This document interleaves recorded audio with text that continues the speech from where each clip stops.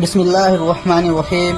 اے میرے پیارے بھائیوں اور بہنوں، آج ہم ایک ایسا واقعہ سنانے جا رہے ہیں جو انسانیت کی شروعات سے جڑا ہوا ہے۔ یہ واقعہ ہمیں اللہ کی قدرت، اس کی رحمت اور اس کے حکم کی اہمیت بتاتا ہے۔ یہ واقعہ ہے ابلیس کا واقعہ۔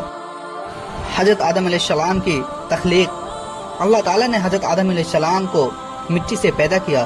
مٹی سے انسان کی تخلیق ہونا اس بات کی نشانی ہے کہ انسان کو ہمیشہ تواضع اور عاجزی کے ساتھ زندگی گزارنی چاہیے۔ جب اللہ نے آدم علیہ السلام کی صورت بنائی اور ان میں روح پھونکی تو انہیں عزت اور شہرت بخشی۔ فرشتوں کو سجدہ کا حکم ہوا۔ اللہ تعالیٰ نے اپنے فرشتوں کو حکم دیا کہ آدم کو سجدہ کرو۔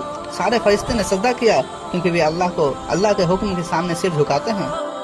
لیکن ایک جن تھا جو فرشتے کی طرح عبادت کیا کرتا تھا، اس کا نام تھا ابلیس۔ وہ سجدہ کرنے سے رک گیا۔ ابلیس کا انکار اور گھمنڈ۔ ابلیس نے کہا، میں اس سے بہتر ہوں، آپ نے مجھے آگ سے پیدا کیا اور اسے مٹی سے۔ یہی گھمنڈ اس کا سب سے بڑا گناہ بنا۔ حدیث میں آتا ہے کہ رسول اللہ صلی اللہ علیہ وسلم نے فرمایا، جس کے دل میں رائے کے دانے کے برابر بھی تکبر ہوگا وہ جنت میں داخل نہیں ہوگا۔ اللہ کا اعلان۔ اللہ تعالیٰ نے ابلیس سے فرمایا، یہاں سے نکل جا، تو مردود ہے، قیامت تک تجھ پر میری لعنت ہوگی۔ ابلیس نے اللہ سے مہلت مانگی، مجھے قیامت تک زندہ رہنے کی مہلت دے تاکہ میں انسانوں کو گمراہ کر سکوں۔ اللہ نے فرمایا، تجھے مہلت دی جاتی ہے لیکن میرے نیک بندوں پر تیری کوئی زور نہیں چلے گا۔ ابلیس کی دشمنی۔ اس دن سے ابلیس نے قسم کھائی کہ وہ انسانوں کو ہر حال میں گمراہ کرے گا۔ وہ انسان کو دائیں سے، بائیں سے، سامنے سے، پیچھے سے آئے گا اور اسے گمراہ میں الجھانے کی کوشش کرے گا۔ قرآن میں ابلیس کے الفاظ درج ہے، میں انہیں سیدھے راستے سے بھٹکاؤں گا اور ان میں سے زیادہ تر کو گمراہ کر دوں گا۔ شیطان کے ہتھ کنڈے۔ نمبر 1، گناہوں کا حسین دکھانا جیسے شراب، جوا، زنا۔ نمبر 2، عبادت کو مشکل دکھانا، نماز کو بھاری بنا دینا۔ نمبر 3، دنیا کی محبت ڈالنا تاکہ انسان آخرت کو بھول جائے۔ نمبر 4، توبہ سے روکنا۔ شیطان کہتا ہے، اب تو بہت گناہ کر لیے، اللہ تجھے معاف نہیں کرے گا۔ حقیقت یہ ہے کہ اللہ کی رحمت ہر گناہ سے بری ہے۔ سیکھ اور نصیحت۔ نمبر 1، تکبر انسان کو ابلیس بنا دیتا ہے۔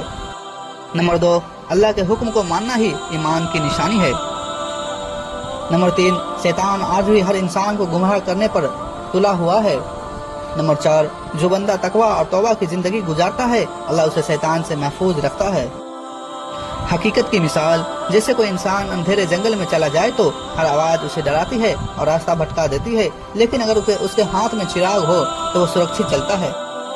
اسی طرح ایمان اور تقوی کا چراغ ہمیں شیطان کے دھوکے سے بچاتا ہے۔ حدیث سے حقیقت۔ رسول اللہ صلی اللہ علیہ وسلم نے فرمایا، شیطان انسان کے جسم میں ایسا دوڑتا ہے جسے خون دوڑتا ہے، یعنی ہر وقت انسان کو بہکانے کی کوشش کرتا ہے، مگر جو بندہ اللہ کی یاد میں رہتا ہے اس پہ شیطان کا اثر نہیں ہوتا۔